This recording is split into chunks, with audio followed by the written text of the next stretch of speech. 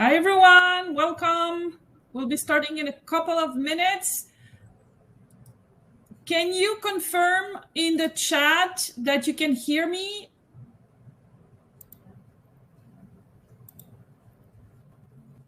I can hear you, but...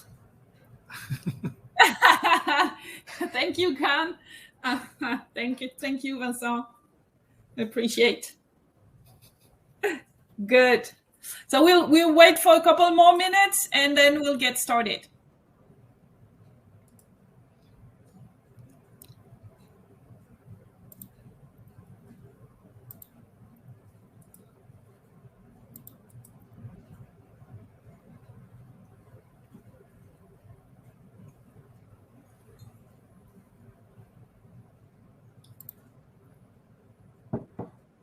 Yeah, there's so many features that I never used in that tool. I don't dare to try. Yeah, like I was looking at the polls, you know, we could have the live polls. Yeah, we had one once. I think we should have some more because it's quite nice, you know. It's like the breakout rooms. We never tried the breakout rooms also, but those are more webinars and not roundtables, so it's not the same thing. Yeah, absolutely.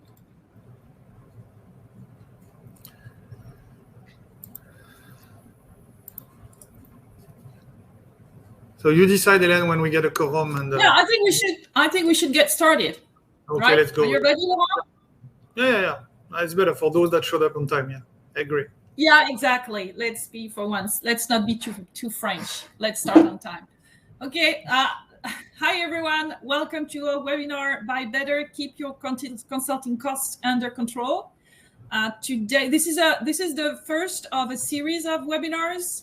Our next webinar that will be in July 13th will be about the other side of Buy Better and Keep Your Costs under control, which is secure the impact of your project. I'll explain why I call it that, the other side of it, later today. But now let's get started.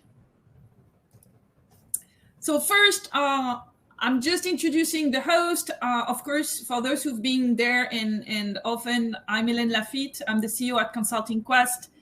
And we are specialized in how to buy consulting services. And we're also building a digital tool to help our clients to really get the best of both consulting, procurement, and digital. Laurent? That would be it, Helene, because you kind of summarized what I'm doing here. So thank you for this.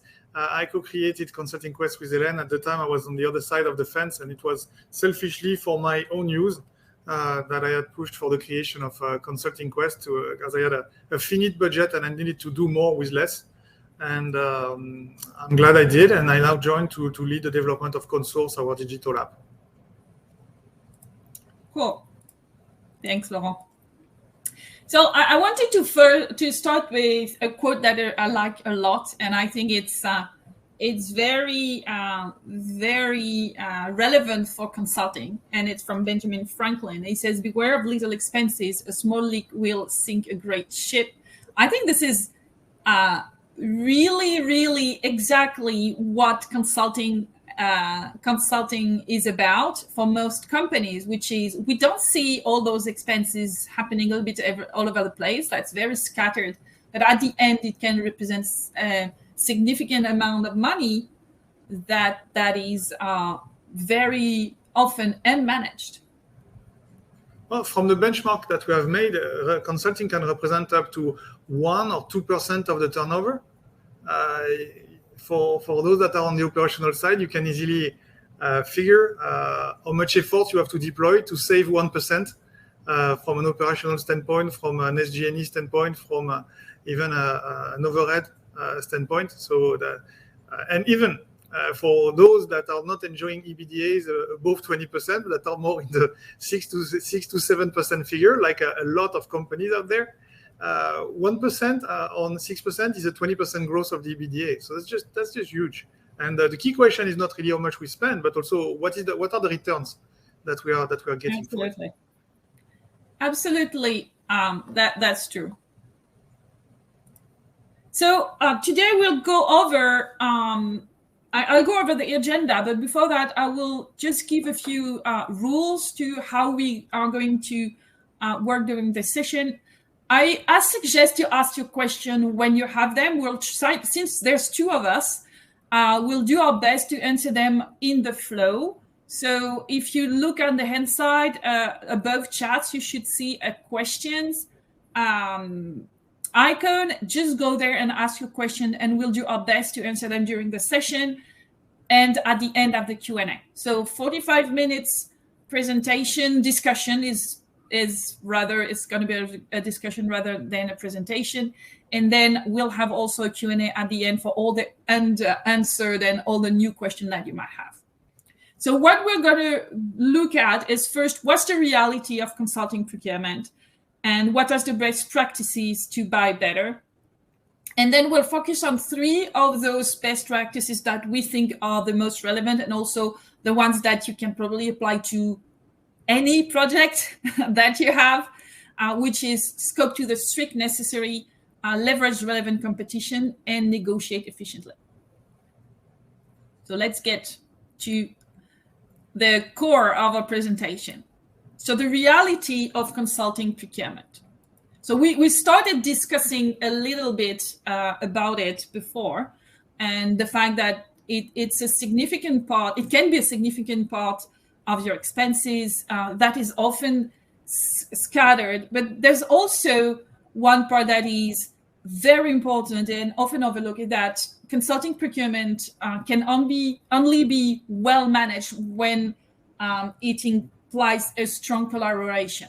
Because if you look closely, on one side you have, those incentives or KPIs that are based on saving. That's why I said the CFO that dreams of savings. Of course, this is the financial part of procurement that needs to bring savings and cost avoidance. But the truth is that often your business line are more focused on the impact of the project, what it can bring them, and then what value they expect from the projects. And those two, savings, impact, and value, are sometimes hard to reconcile for procurement. And that's why we decided to look at from an ROI perspective, because that's the best way to have both impact and savings in just one perspective, right? The challenge is that not all the projects are suitable for calculating an ROI, because they might be enablers for other greater projects. But one thing for sure is that when you look at the project portfolio, and that's something we are addressing in another forum and not necessarily this webinar, is that there are a lot of projects out there that should not be there, and projects maybe that should be there and that are not there. And that's part of the keys to get the maximum return on your investment in consulting, is to select carefully the projects where you will invest. Yeah, absolutely. Focus on strategic project or project that enable strategic other project. That's key to, it's demand management in a way. It's how do you smartly implement demand management to the consulting category as well. Then the other element in what's the reality of consulting procurement is that it's rarely a mature capability. And so we've done a survey last year, and what we saw is that only 50% of companies consider procurement as a full business partner. And that means that 50% don't. And the problem is, just like I said before, is that collaboration in buying consulting services is key, and procurement needs to be a full business partner to really, really leverage all those best practices. Why? Because it's a category that is specific in the sense that procurement can bring all the best practices, the facilitation, the risk mitigation. This is what procurement does. But the real core on when you buy consulting services is in the hands of the business lines and the executives. And if they don't work well together, and I can tell you that they rarely work well together, you have one of the two solutions. Either procurement is imposing their views and therefore it's sacrificing the impact and the value for executives, or executives that are imposing their views, they have impact and value, but everything else, which is procurement policies, compliance, risk mitigation, and savings and pricing, might be left unmanaged. So the only way to really get it to work is when you really work very closely together. And obviously, this is not often the case. And there's even 14% of the companies that don't involve procurement at all when they buy consulting services. Why don't we date them? Why do we need procurement to buy stuff? Seriously. So that's another sign that the maturity is not yet there. And also 40% select most suppliers through transparent competitive bidding, which means that 58 don't.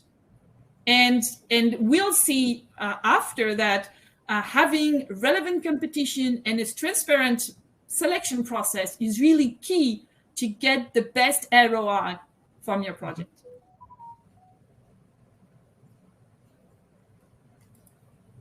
So how do you unlock the potential? So I'd say it's simple. So I said that it looks simple, but again, this is not rocket science. This is down to earth, pragmatic views, but this is how it works. You need to involve procurement early. You need to encourage collaboration, just as I said before, and then you need to implement best practices. And the point here is that the best practices for consulting procurement are not that different from the ones for other categories. Really. I mean, you'll find the same thing. Demand management, make or buy, all of this, you know it. The difference is that the level of effort or of intensity of each one of those is slightly different. And the other thing also is the importance of collaboration and always working hand in hand with your internal stakeholders. The levels are the same, but the content might be different, because you need, for most of the consulting projects, you need to have a profound understanding of what's going on in the project to be able to discuss, especially in the early stage, what will be the scope, what should be in the RFP, what should be the profile of the company. And it's not necessarily the same thing as what's happening in a lot of indirect categories, where it's more straightforward and at times more commoditized. No, it's true that understanding consulting projects, having experience with strategy consulting or operational consulting, understanding how projects unfold usually and what to expect at each stage is very useful. However, as you were saying, the different levers and the different steps in the process are the same. It's just that they don't have the same importance in how you get the results. I agree on that. I think the key message is that it's a triangle. At the end of the day, the success will be a triangle between the executive, the procurement, and the consultants. And that triangle has to work well. Absolutely. So let's talk a little bit about, the best practices to buy better. So we are talking about consulting. So as we are talking about consulting, we said, what about the framework? So yeah. We went in with, I would say, our version of a gemstone, where we look at what are the key levels that we need to use to buy better, separating things that are more on the content that we labeled scoping levels, and things that will be on the negotiation. So on the left-hand side, you will start by, I would say, scoping to the strict necessary. We saved you all the things about selecting the projects and so on, because we assume that when you're arriving at this stage, you already want to do something and you have already validated that you have a project. But when you scope, you need to make sure that you're buying what you need and only what you need. You need to make sure that you don't overlap, that you don't have redundancies with things that have been done in the past. And you need also to descope. And we had a project last year with a company in Europe, in high tech, that was indeed buying a huge scope from a very large consultancy, just in case there is something we could find. But there was maybe a 5% chance to find something in 80% of the scope.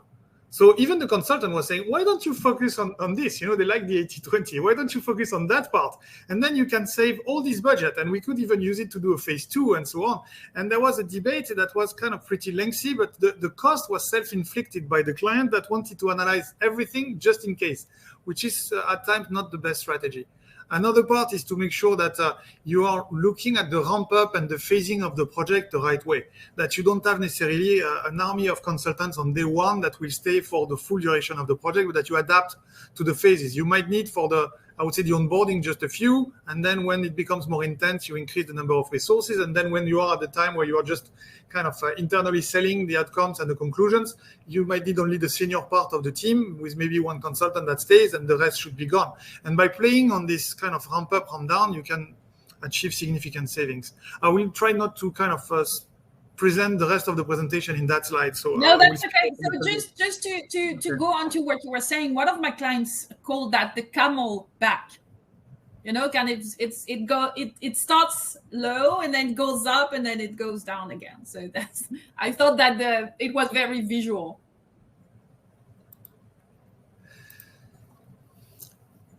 So there is also one thing that is not so much leveraged and that should be, which is to select the right delivery setup. You might have a very good possibility, a very good chance to create hybrid teams. And sometimes to do the project in-house or a significant part of the project in-house, or to have hybrid teams that will have consultants, but also teams from your internal consultant teams or some of the executives that are kind of in transition or high potential people that for 1 year will be staffed on kind of improvement projects. This is at the same time developing your teams and reducing the cost of your consulting bills. And last but not least, there are also evolutions in the marketplace where you could decide to run some projects through either a marketplace or a freelance agency, or even to buy from some of the, I would say, the research companies that consultants are using are now selling their services directly. So you could specify to research firm what you want to search for. Of course, you will not have all the labels and the stamps from the consultants, but you might end up buying something for $75,000 that you would have paid $300,000, if not more, if it was delivered by a consultant. That would indeed have been repackaging a lot of the primary and secondary research performed by the research firm. There are also additional scoping levers on pooling and unbundling the activities that we can discuss at another time. When we look at the negotiation, the key elements are really about making sure that you have a relevant competition, not to have competition for the sake of having the competition, but have different ideas, but also have challengers in the mix so that the incumbents are not kind of becoming complacent, taking advantage of the situation, or removing all the incentives that they had given at the beginning as commercial efforts, saying that now that we are in a phase 2 or a phase 3, I remove this and my costs are going up by 25 or 30%. We have all been there. Leveraging the rebates and the discounts. That's usually the first thing that is negotiated, but we need to be careful about that one, and that's why the competition is important as well.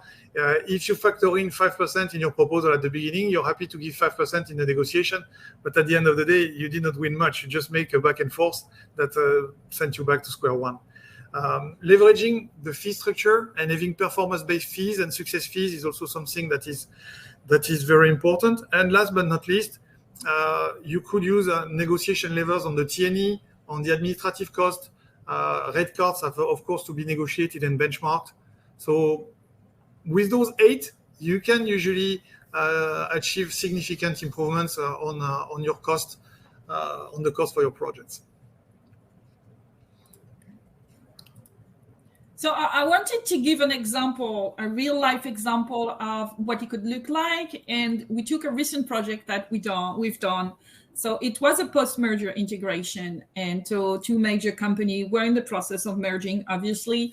And the problem for the integration management office was to be able to handle multiple RFP processes with overlaps and gaps between the different future business unit, with people who could not talk to each other across, the two companies. So the key here was to be able to do several things at the same time, which was first make sure that you identify all the interfaces, that you prepare the RFPs, that you design the processes on both sides of the aisle with two companies working as much as possible in the same way, and then analyze the proposal and provide support during the negotiation phase. And by implementing some of the levers that we saw before, we were able to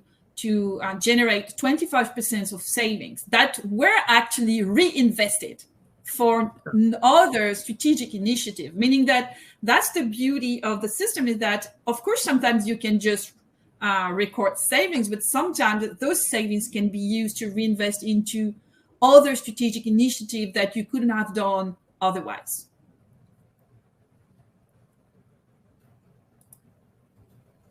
So what levers did we use specifically on this case study? So the first thing that we worked on very closely were overlaps and redundancies. As I was saying, the two parts of the organization were launching the RFP separately, and they did not have the right to talk to each other. So they did not know what, if you look at the context when you create an RFP, they didn't know what was the starting point of the project always. And so that was the tricky part, was to create that, make sure that the different business units were not, especially when you have a carve out of one business unit that is going into another, you need to make sure that it's not done both sides, or it is done somewhere at least. So all of that work, also with the integration management office that has prepared transition plans and have worked with consultants before day one. So we needed really to make sure that everything was covered and there was no overlap. The other thing that we looked at very closely was phasing and staffing, meaning that you want to make sure that you really have, you really create the project in a way that is also achievable, in the sense that some executive, because they're not necessarily familiar with an integration and a transformation post-integration, they might want to do too much at the same time, and helping them realize that's a lot to take on, that maybe you want to phase a little bit differently, postpone some of the activities like 2 months, 3 months, just make sure that you put everything at the right place, then you can really just reduce the number of consultants. This is a little bit like what Laurent was mentioning, first ramping up, ramping down. That's the same idea behind that. It's just not only at the beginning. The third part was delivery setup, making sure that we leverage the internal resources and we create hybrid teams when necessary, and then unbundle RFPs. So this one was very specifically to separate between pure PMO type of RFPs, organization design RFPs, and strategy RFPs. And the reason why we did that is because between a strategy consultant and a PMO consultant, you have like a 50%, 70% difference in terms of pricing. And so you don't necessarily work with the same companies. And by unbundling, you're really focusing on one company, one capability for one RFP, and that's much easier to get to kind of lower the overall cost of your project. So that's the one. The thing is, the strategy consultant will apply the strategy rates to the PMO work and not the opposite. Yeah, because they could do the opposite, but strangely they always go with the highest one first. And in that case, it's true that it might create a little bit of complexity to have two consultants. But if the work is different, there is absolutely no reason to use a top-tier consultant for activities that could be performed by a consultant that would be from a boutique or even a smaller size consultancy, or I would say a company that is specializing. We mentioned PMO, but supply chain would be a good example as well, or operational improvement, everything that is operational excellence. There are a lot of, I would say, mid-sized consultancies that can do this type of work for pretty much half the price of the big ones, and that will deliver exactly the same result at the end. Even the big ones now have operational arms that charge much less than their principal, consulting activities. So it is very, very relevant to look at how you can make when possible. It's not always possible, but when you can, that's a very good way to make sure that you get the best expertise at the right price. So that was on the scope work. And then we worked also on the negotiation. The first thing is that we leveraged relevant competition. So we'll see a little bit later what that means, but that was also a way to kind of, when possible, incorporate some smaller consulting firms, especially on those operational RFPs. We'll also work on leverage discounts and rebates. These are very big projects. We're talking hundreds of thousands of dollars. It's not sometimes a couple of million. And when you have projects that are so large, that's where you can ask for discounts and rebates from the consultant and say that, because the idea here is that they are staffing their consultants for 3, 4, 5 months. And that means that during that period, they don't need to find a job for them. You don't need to go on a hunt. And that's where, when they have that visibility on how they will staff their teams, they can offer better rates. And so you have absolutely to play on that in order to ask for a discount. I'm not saying that you will have a 20 or 30% discount. I'm just saying that that's the rule of the game. They are charging a lot because they don't have visibility on what's next. But if you hire them for 6 months, they should offer better rates than if you hire them for 6 weeks. That's kind of the unsaid rule of the game, right? And finally, you have to negotiate a travel expense. And particularly today, when so much of the work is done remotely, but we'll still have consultants that charge 7, 10, 12, 13% in travel when they're only there 2 days a week, just like that, just as if they were before, when they were there 5 days a week. You remember your days, Laurent, when you were working in Toulouse and living in Paris, right? The amount of expense that was charged to your clients was probably just gigantic. Well, we had negotiated good rates with the airlines and with the hotels, but there were some expense. That's definitely. Well, fortunately, it was not international flights, so that was not. It could have been worse. Let's put it this way. But it's true that today, in the present context, you need to think really about: do I need consultants to fly over to my premises? Can we work remotely? Or can I source local consultants for some of the project so I kind of reduce the cost? So all of this is important to take into account. It's not always possible. It's not always good. Sometimes you need the expert to be there, but you have to take that into account in your negotiation. There is a tendency developing with especially the large consulting firms. Well, take McKinsey, not to name them, where they price an all-inclusive, where you get a kind of black box, where you don't even really know who is staffed at what pricing, for how long or many days, and it's also inclusive of the T&E.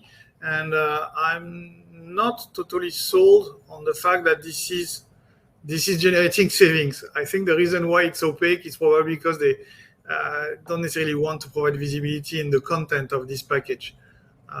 For sure, you can afterwards analyze based on the proposal what are the daily fees and what are the costs, and decompose. You end up reverse solving an equation like you're doing at times, Helene. But I'm not completely sold on the fact that the all-inclusive is cheaper. I think that on the contrary, the all-inclusive is just not disclosing that 10% or 15% have been included for travel and expenses.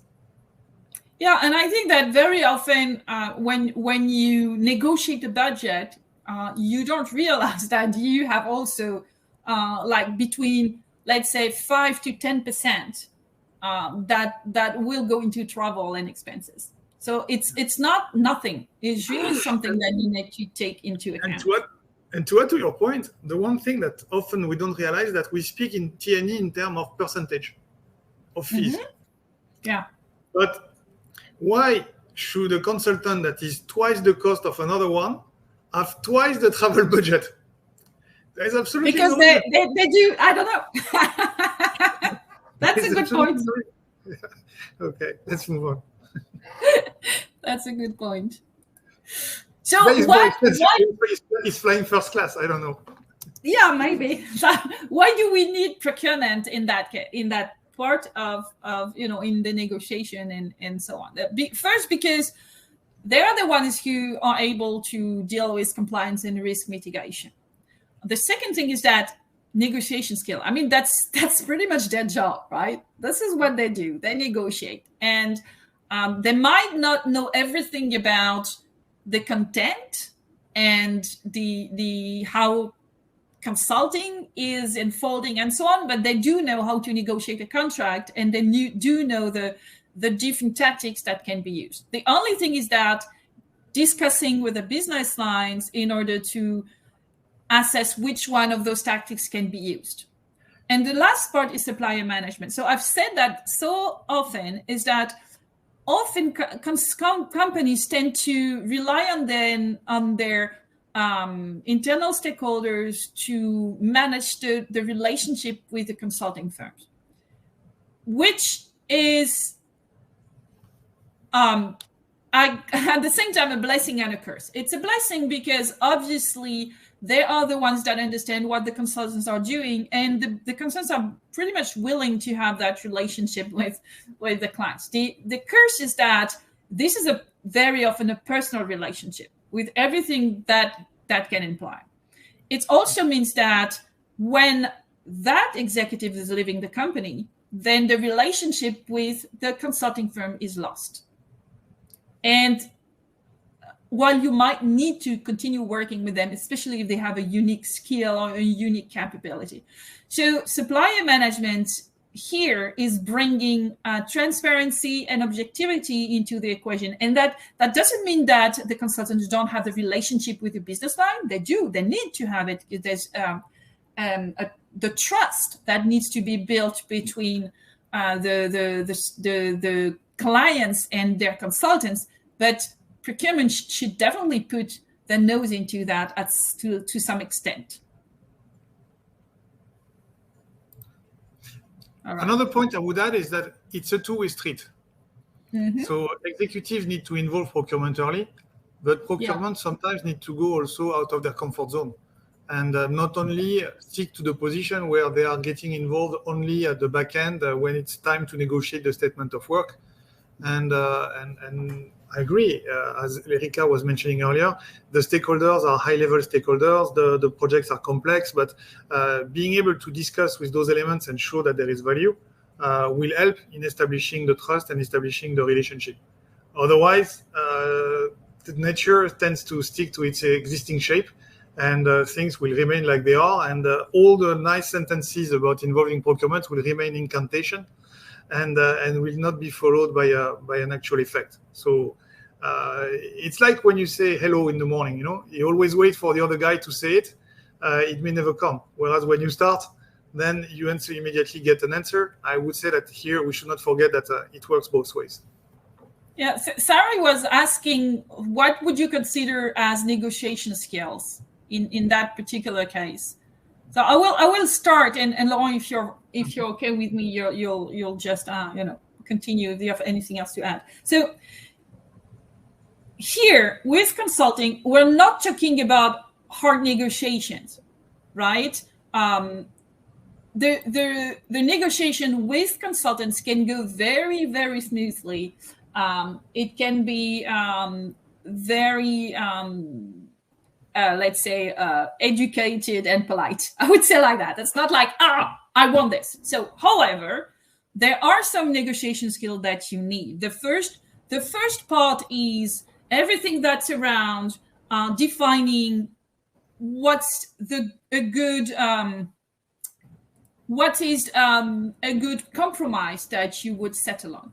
What are your objectives before you get to that negotiation? So this is just organized to negotiate. Know what you're looking for. Know what you don't want, where you don't want to go. What are the things that you will not accept a compromise. It can be the skills, it can be the price. I don't know. This is all that discussion with both between procurement and the client in order to define what is the minimum that I will not compromise on, right? And so that's kind of you're in the negotiation tactics here. Yeah. If I agree. I mean, you need to know what's your limit and what you will not accept, and where where you're willing to go. In terms of interpersonal skills, yes. I believe that you need to maintain a good relationship. It's not a conflictual relationship. It has to be a professional relationship, but being able to maintain the relation, not to go into conflicts, and at the end of the day, securing that things will happen. Because I used to work with a very experienced EVP for procurement when I was in chemicals, and his point was the first mission is to secure that the products will be there on time, and then you need to negotiate the price and all those elements. But let's make sure we have a negotiation that goes somewhere and that we don't break things.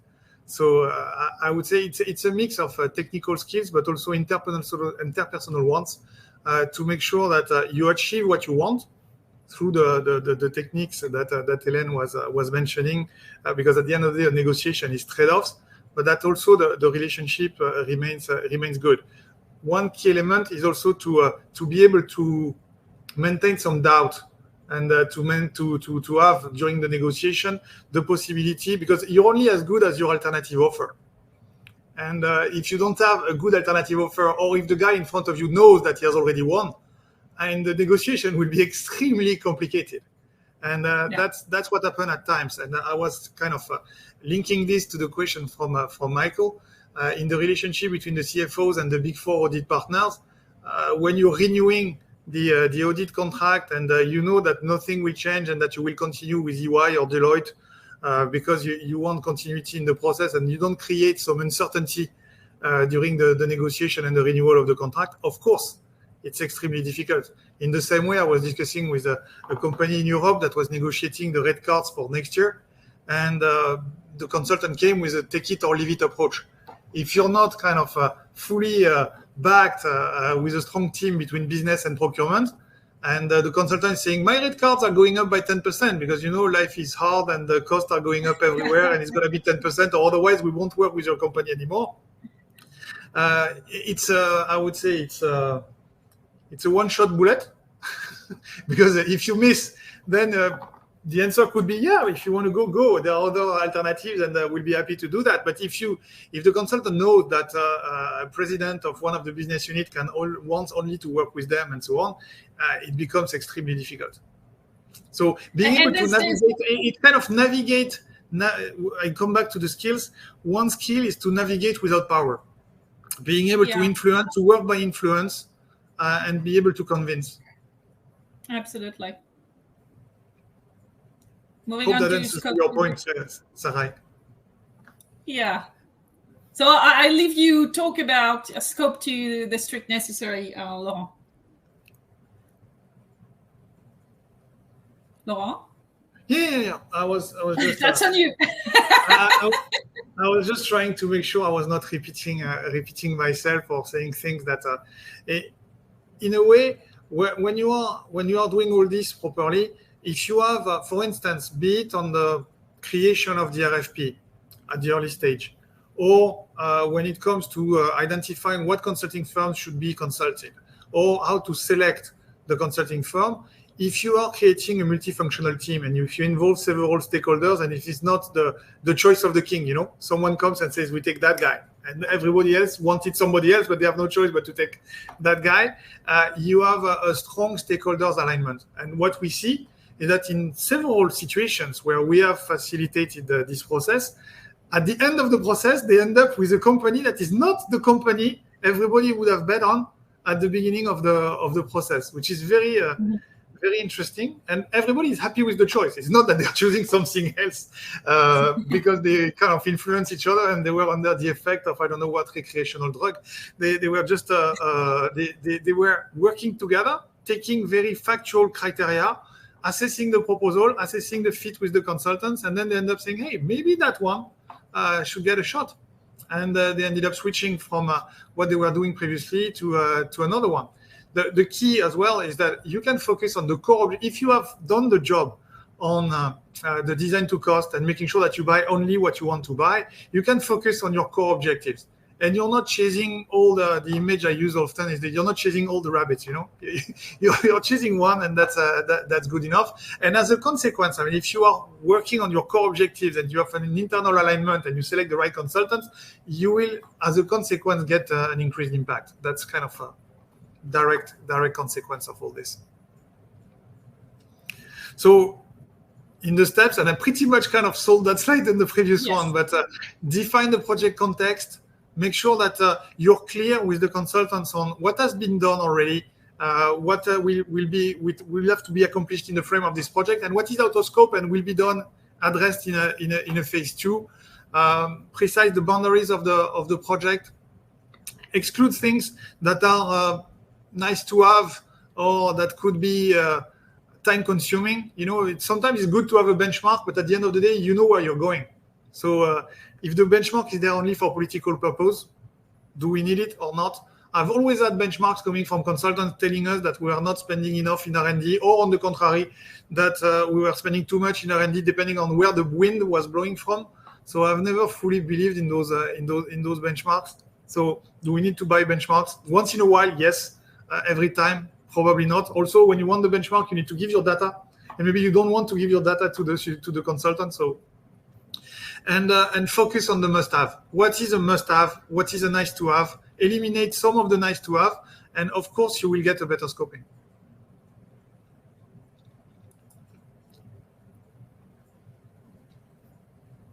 Yeah. So there's design to cost. So that's one of our favorite methodology. And I often say that a lot of clients tell us, "Oh, we're going to ask how much the consultant will come up, and then we'll decide how much we want for that project." Okay, if you have 6 months in front of you to find a consultant, good, you can go that way. But usually when our clients come to us, the project was for yesterday, and therefore this is not working. The way to work when you have a budget, or at least something in mind, is to go, instead of going from the scope to the budget, which is usually how it goes, is to go the other way around. It means that you have a budget in mind, and then you work with the consultants in order to define what you can do in that budget. Sometimes you can't do your must-have in your budget, and then you have to reevaluate your budget. But most of the time, from your budget estimation, you can design a scope that is really exactly on your must-have and within your budget. And there's also one side of it that is not there, is that on top of the optimized scope, you also have what consulting firm you want to work with. Let me give you an example. If you have 200K for a project with a very ambitious scope, and no need for, not really a political exposure for your project, then if you work with a boutique with the right capability within your industry, then you can have your ambition scope and all of it within your budget. That works.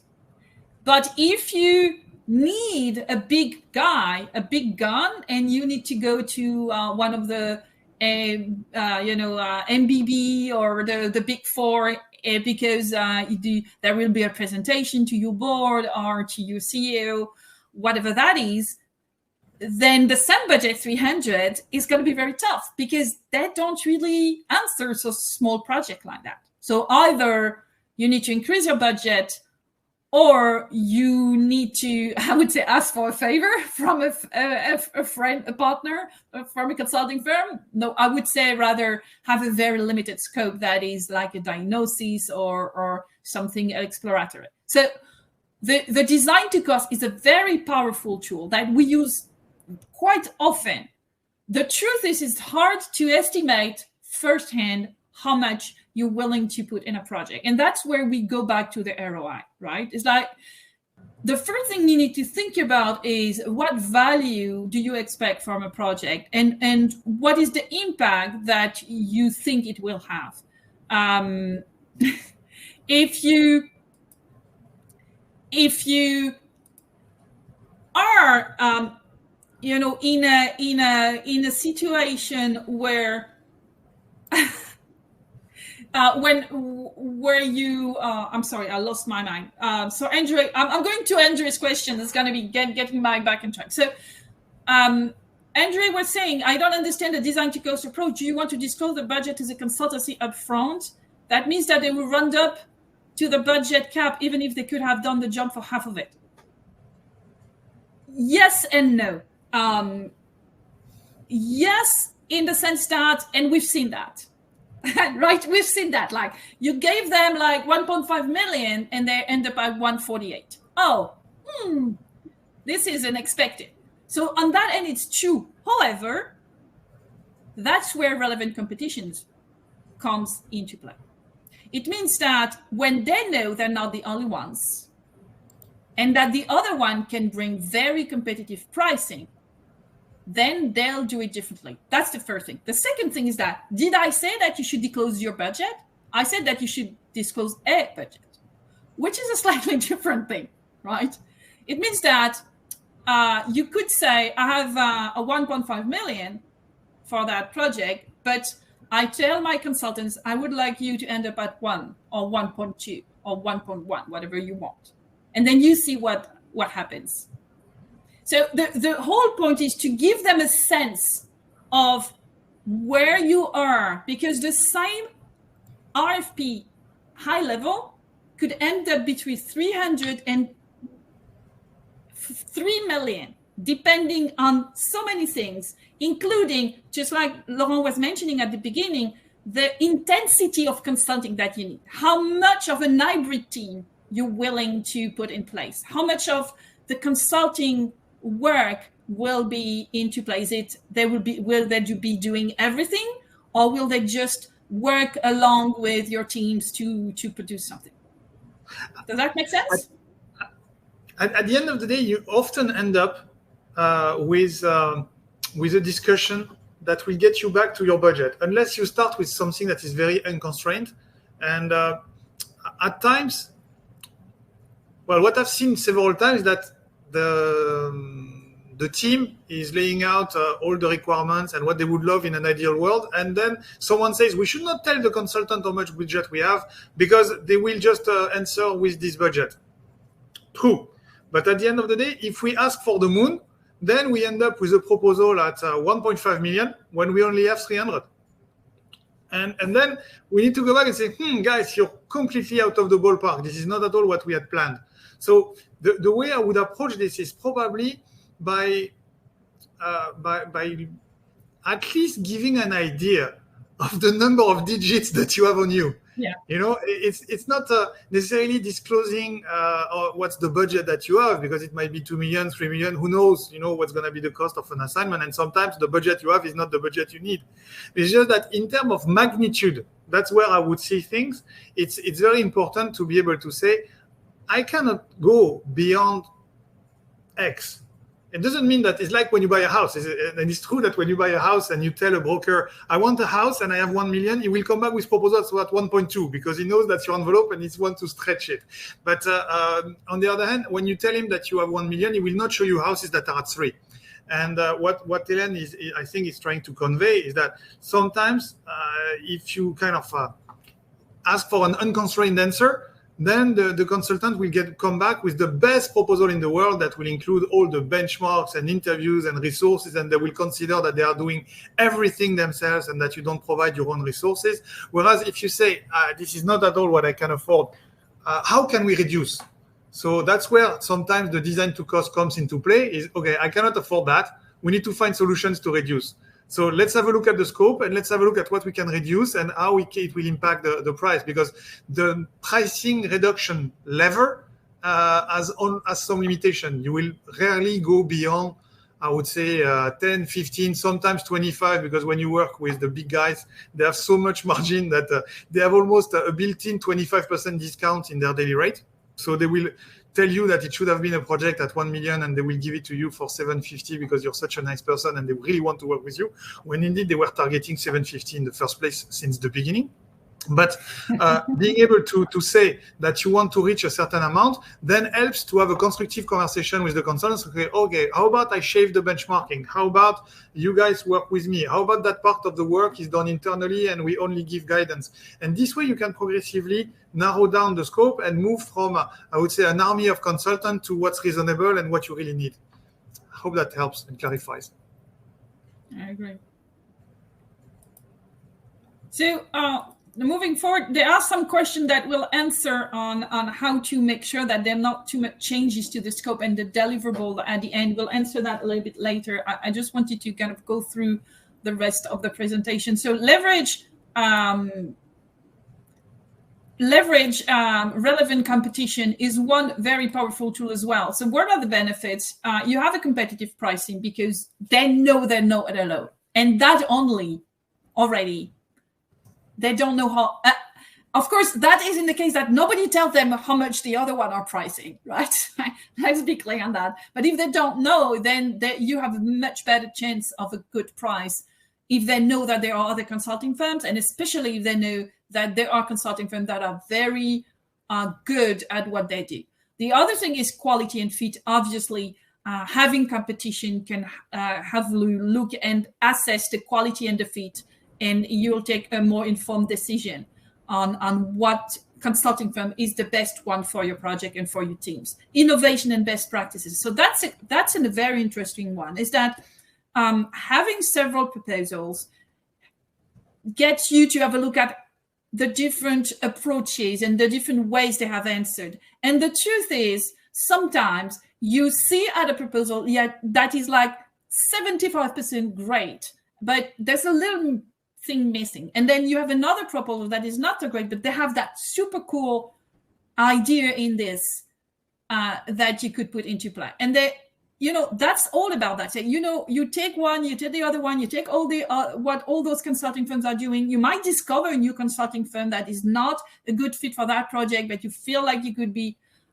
working with on another project. So all of this is very interesting. The other thing is that leverage in negotiation. Indeed, when you have a consulting firm that is there and that you have other alternatives that are solid, that are at a better price or close in price, then you could use that as a lever to negotiate further. And the last point is objectivity and transparency. So Laurent was mentioning, sometimes, someone comes and tells you you're going to work with that. Usually it's your CEO or your boss that tells you, you know what, I don't care about your thing. I want to work about this one. Yeah, that's not great. But if you really want to have an objective and transparent process with, working with the team, then having relevant competition is really important. And what do I mean by relevant? Because that's kind of the key of the game. So the relevant competition is teams that have the right consulting DNA.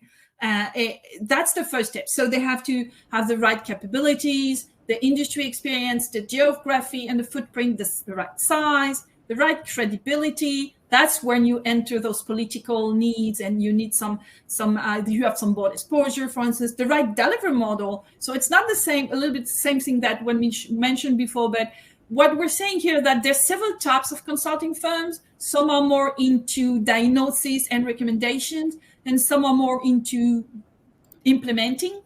And some are more on the soft aspects, some are more on the hard aspects. All of those elements are important. And depending on your project, you may need one or the other. And the thing is that rarely consultants do it all.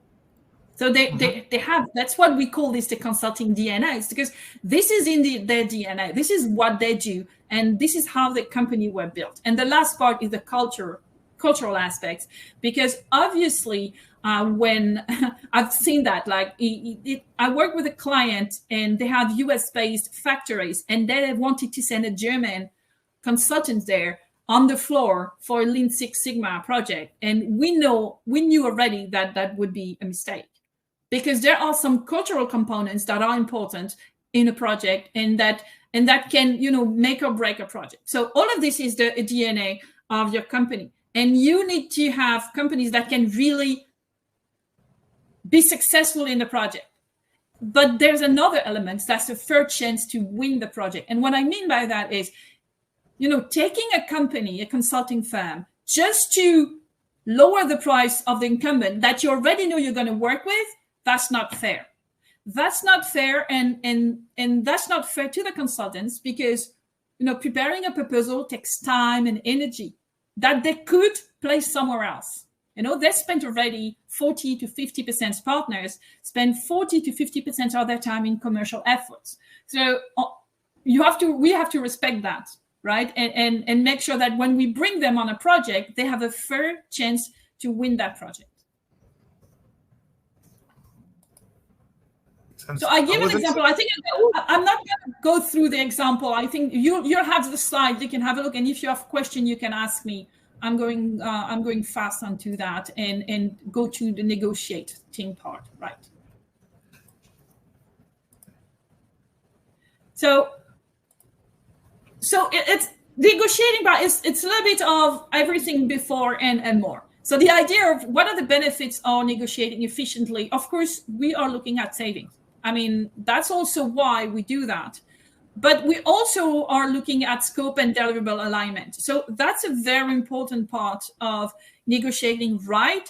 Is that you need to make sure that the scope and the deliverables that you end up with in the final proposal are really what you need. And if you don't do that, the risk you're taking is that there will be a need for changing down the line. And that's where we go back to what we said before in stakeholders alignment.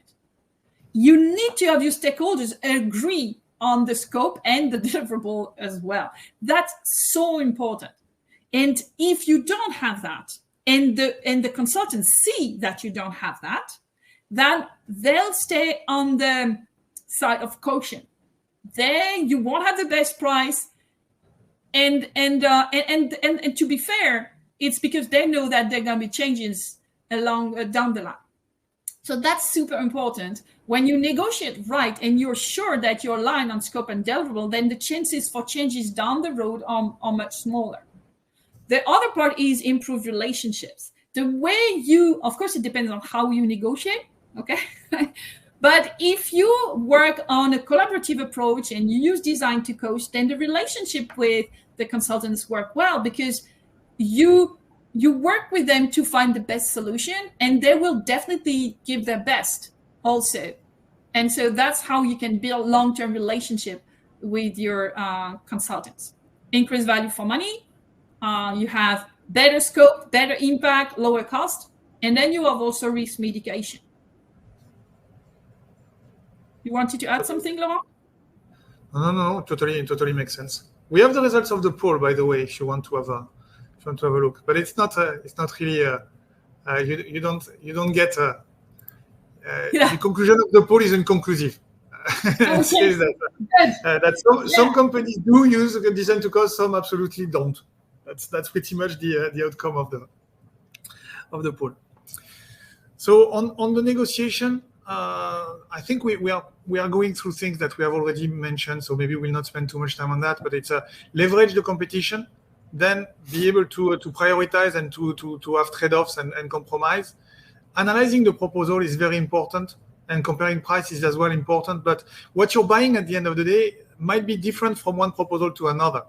So that's why when you look at the criteria to negotiate, you need to look at what you're actually getting for your money, and not only what's the price, because the driver has to be the impact and the ROI at the end of the day. And that's why I was having a side conversation with Michael on the chat on the interchangeability of companies. The thing is that if the company, what has to be delivered is exactly the same thing. Let's say project management, for instance. You just want a consulting project on project management, or on helping you to write some requests for proposals, and all the guys have the same qualification and the scope of work is really defined, and you don't care so much about the culture, the credibility, and so on.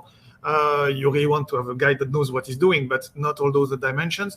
Maybe you can have reverse auctions. In the rest of the case, I would rather go with an approach that is multifunctional team, analyzing the proposal, comparing the price, having a kind of a multi-dimensional selection grid to create a compromise and go with the consultant that will bring the best trade-off between impact and value. That would be my recommendation. But coming back to the negotiation, it's all about finding win-win solutions, and sometimes also asking for the inputs from the consultant on how things could be reduced or optimized can also help, because they are there to sell a project. They are not there only to make a profit. And if giving something that does not matter to them is something that wins them the project, like adding a guy half time. Sometimes you have a guy on the beach that is not really busy. You add a guy, it reduces your average daily rate, everybody is happy, then you do it. And you have not made a saving, but you have added additional resources on the project and potentially increased the impact. So those things that are win-win solution, never forget it's a trade-off, it's a negotiation. And sometimes the other side of the procurement activity is sales. And it's the same type of skill set that you need on both sides to remain creative and flexible, as Helene is really rightfully pointing. Yeah. Well, that's it. So are there, I think that's, what we're saying here, and very importantly, we focus today on all the procurement side of getting the best ROI from your projects. And of course, that's staying better and making sure you focus on the value and you focus on the savings. But there is a huge part that we didn't touch upon, and that's going to be the topic for our next session, is how do you secure that impact once the project is there? And that's usually in the hands of the internal stakeholders, and they have a huge role on that. And two, I think that's Erica who was mentioning, how do you make sure that there won't be changes down the road to the scope and the deliverables? Well, you can't really make sure that you won't have changes to the deliverables and the scope. What you can do is have some wording where those changes may be negotiated and agreed upon in the steering committee if they're big enough.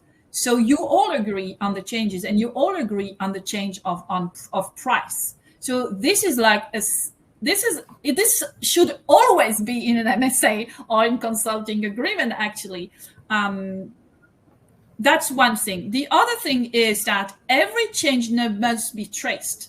It means that if you decide during a project, and that's project management, to change the scope or to change the deliverable, it must be traced to the steering committee minutes. So you know who asked for that.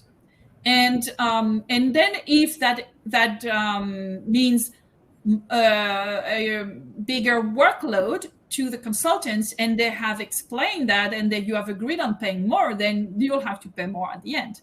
But likewise, if it's a reduction of the scope and the deliverables, maybe we're talking in the other direction, right? So all what I'm trying to say here is that there is a lot to do in collaboration with the business side. So we talked a lot about negotiations and scoping and all this, but you see really that goes through discussion, like the triangle that Laurent was mentioning between procurement, the client, the end client, and the consultant. This is really that relationship, and you can do that in a very, I was saying, a very smooth and polite way. And if you use the right tools and if you have relevant competition, then you get really incredible results on both impact and cost with your consultants. And most of the consultants I know are very willing to find a solution that is a win-win solution. So they're pretty much, active parties in that game, actually. Before we close, usually we have one slide on Q&A. I think we forgot to add, because there is a chat and a question in the app now. Yes. Yes. Are there any question before we wrap up? Yeah. Any other question that we didn't answer?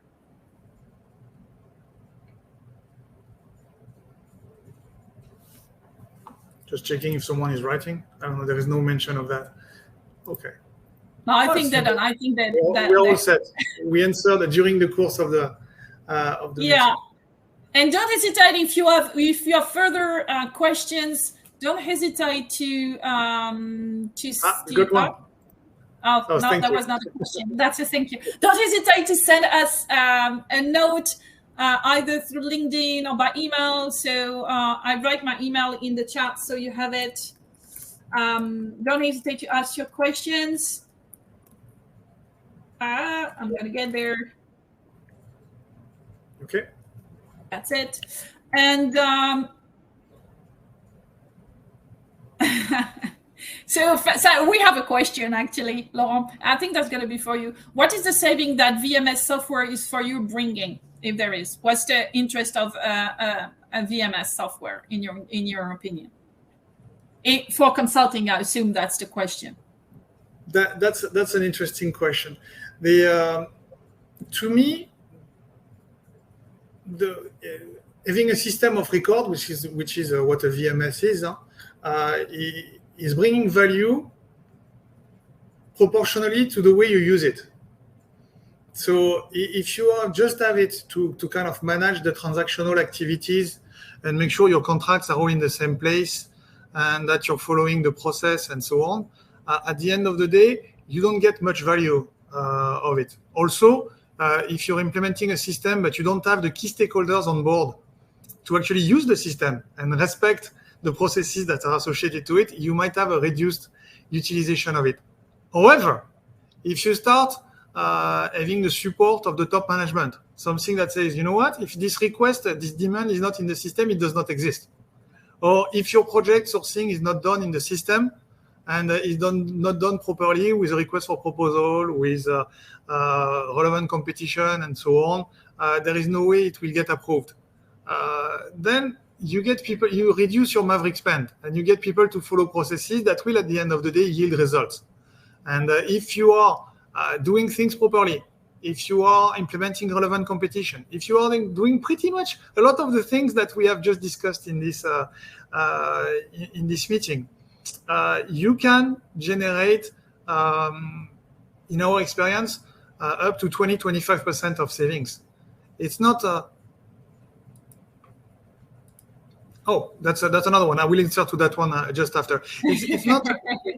It's the benefit you're getting if you are really using the features and the functionalities to create relevant competition, to work on your scope and make sure that you're buying only what you need. So it's how you use it more than what's the system that you're using. You know, you have a lot of systems out there that are helping on the sourcing or that are helping on the management of the suppliers, but that are only scratching the surface if you are just using it kind of as a must-have, mostly a procurement tool. So the system that we conceived, for instance, I conceived it as I would have loved to have it as when I was on the other side as the head of a business unit, to have something that was simple to use, collaborative, where I could have information about the consultants, where I could have information about what's going on, how much I spend, and so on. The spend analysis is also a very interesting feature to have. Looking at the tracking of and the measurement of the performance is also a very important dimension that we have included, where at the end of each project you need to measure what was the impact, and you need to measure in two ways. One is we have a standardized questionnaire that is sent at the end of each project to the selected set of stakeholders from the project, so the project leader plus other team members. It's defined, each company can implement it the way the company wants to do it, but it's good to have different opinions because the leader might have a very good opinion of the fit with the consultant when indeed the team members have had a terrible experience. So knowing these kind of things is important. So you need to have a little bit the feedback you have on softwares these days with platforms like G2 and so on, or on TripAdvisor if I take something that is completely different, but being able to say those consultants are good and it's demonstrated by the feedback from former clients, be those clients be in-house part of our company, but also be it part of the ratings that we are getting from sharing our data with other people in an anonymous way, but knowing that this company has had good grades with other companies is also helping. And the second part to your question on the performance and the impact is that we have implemented also a calculation of the ROI. So the companies are free to use it or not, but the idea is to be able to track for every single project whether we consider that there was value for money, whether the people on a qualitative base are happy with what they have spent and what they got, but also to be able to track it quantitatively by having some elements to be able to track what was the impact at the end of the day of the project and how much we had paid for it, and then to divide one by the other to have an idea of the ROI and to see if the ROI was indeed in line with what we had in mind in the first place. Yeah, and to your point, yeah, yep. Laurent, to add to what you were saying is that one of the great advantages of having a VMS for consulting is that it gives you an overview of what is spent, which is often not something that procurement has, because it's done by the business line, it's scattered all over the place, and so on. So, you know, it's Deming who was saying that you cannot improve what you cannot measure. I think that the first step of knowing where you want to go and how you want to do better is to know where you are, where you stand today. And many companies don't on the consulting category. How much are we spending? Yeah. To do, who is spending? To do what? Are we happy with the results? You know, it's the first step of the journey, because afterwards, once you start having the information on the performance, you can make some pretty cool things where you are looking for a given capability, let's say HR or strategy and so on. You can compare the performance of the various consulting firms, and then you can say, okay, maybe I'm not working with the right guy and I should bring fresh blood, or I know that next year I will have something big on the transformation of the supply chain and I need to bring guys that have an expertise in supply chain, these kind of things. But for this, you need data. So that's where systems are very useful, because otherwise it's empirical and it's a little bit everywhere, but it's not centralized and easy to use. Right. I think that if there are no other questions, we will conclude here. Just that you know, we're launching a series of workshops on that specific topic, and we'll go on to how to write the right RFP and including the scoping right and how to negotiate and all of this. So that's going to be a small workshop with like 8 to 10 participants, very participative and we'll hope full of learning. So if you're interested, just send me a note. And we will start probably in June or July, and then all through the end of the year. Very small workshops. So if you're interested, just send me a note. And for the rest of you guys, thank you for that great conversation. And we'll see you on July 13th with Secure the Impact of Your Consulting Project, where we'll talk about the other side the other side of the same problem, which is how do you make sure that those projects deliver. And we'll talk, of course, a little bit about scoping from a stakeholder standpoint, but also how to manage the projects and make sure that the turns and the twists and turns of the project are traced and secured. So thank you, everyone. Have a very good end of your day, and talk to you soon, I hope. Bye-bye.